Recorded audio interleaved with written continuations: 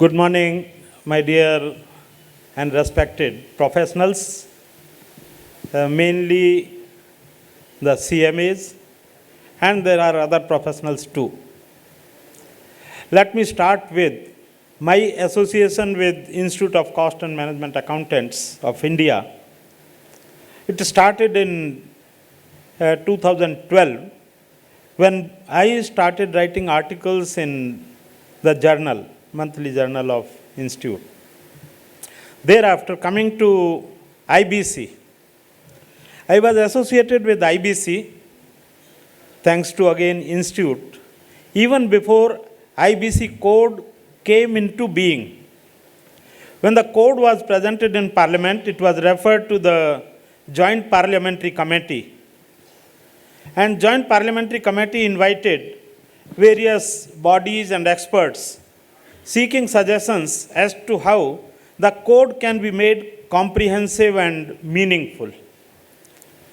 That time, CMA Bhattar sir, he was president of the Institute, and Institute also got a call from Parliamentary Committee that you come with your team for giving the suggestions on code.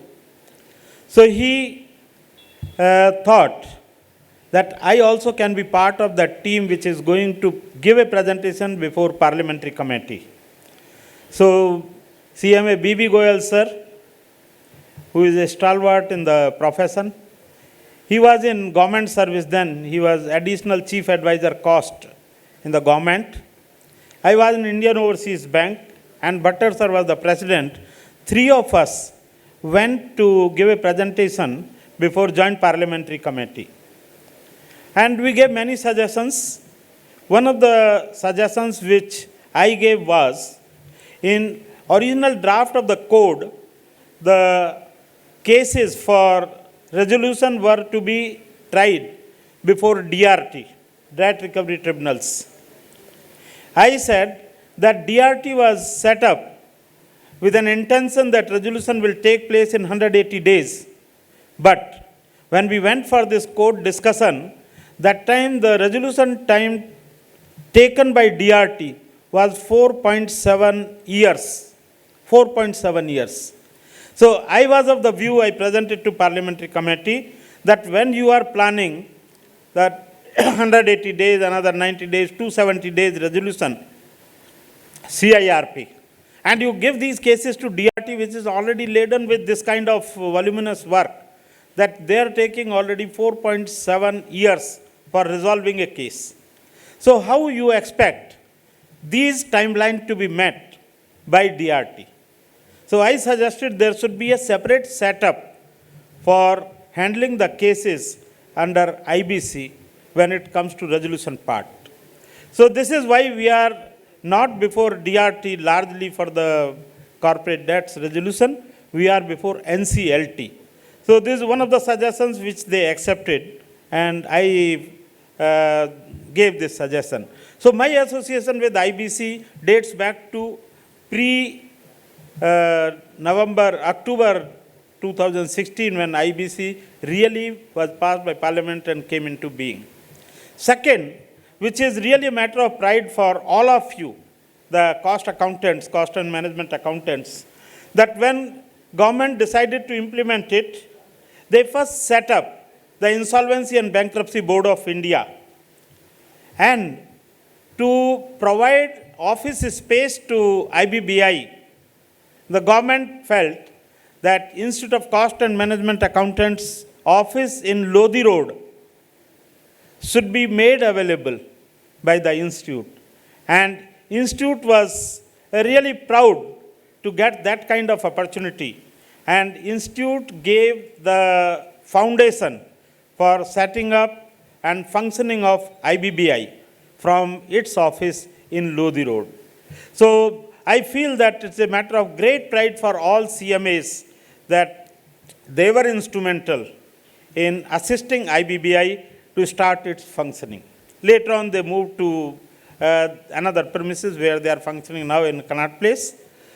So that was the second important aspect for CMAs, to have association with IBC ecosystem. Third one, what Mr. Narasimha Prasad was mentioning, that the number of CMAs which are into IBC ecosystem is very less.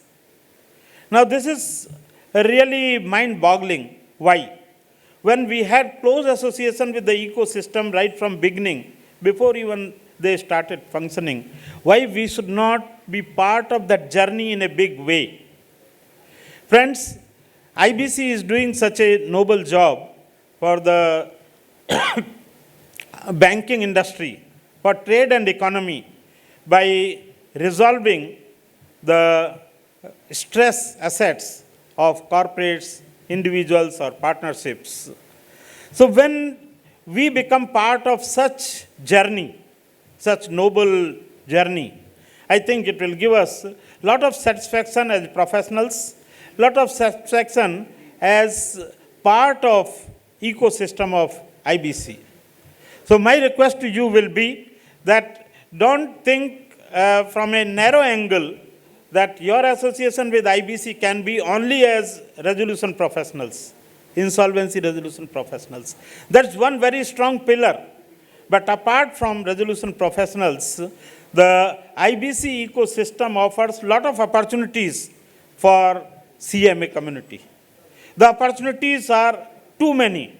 It is in different segments of IBC.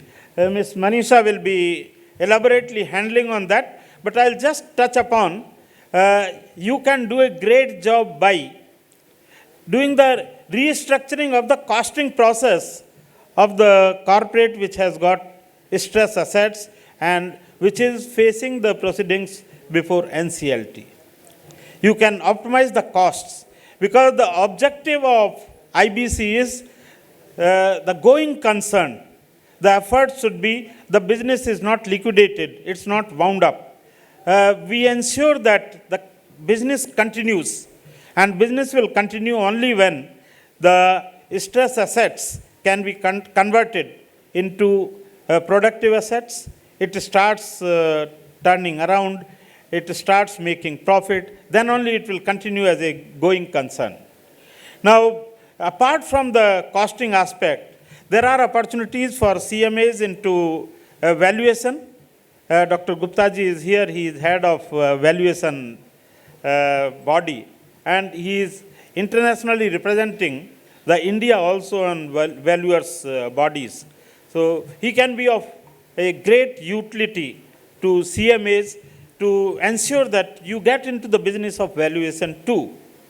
Then there are a lot of secretarial compliances, legal compliances, and IBBI has got many compliances to be done. You can be associated with those compliances of insolvency professionals or insolvency professional entities.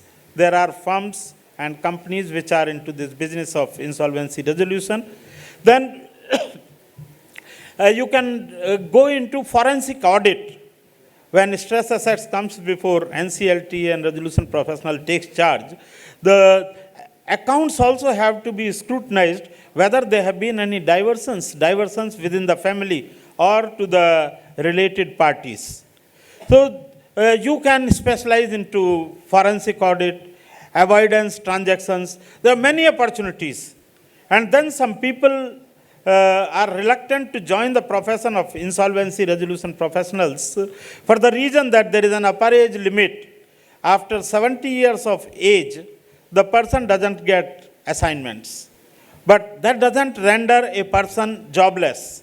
As I was telling, there are many aspects of IBC ecosystem where the jobs can continue, the livelihood can continue. So these are few things I thought I will just share with you so that you can look for opportunities according to your interest, your specialization into different fields of IBC ecosystem. Friends, as a banker, let me also share some of my thoughts on it, that IBC's main objective is not the recovery of NPAs, but it's a very important byproduct as far as the lenders are concerned. And banking is considered as lifeline of trade and industry. And banking has played a very important role right from nationalization of big banks. And then when economic policies were liberalized in 91, the banking also transformed its model of business.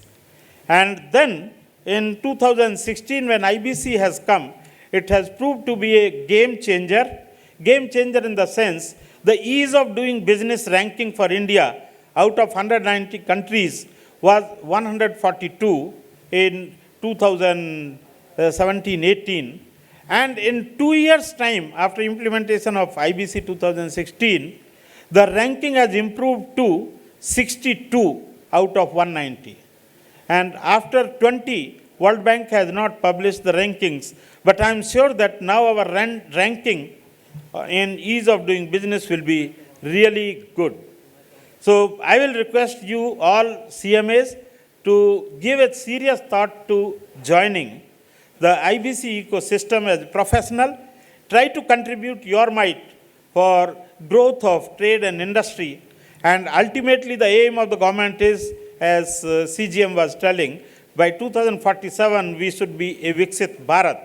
Even yesterday in meeting of chief ministers, Prime Minister said that if every state of the country is Viksit, the India overall will be Viksit. So let us work towards that. Let us try to achieve that even before 2047. Thank you very much for giving a patient here.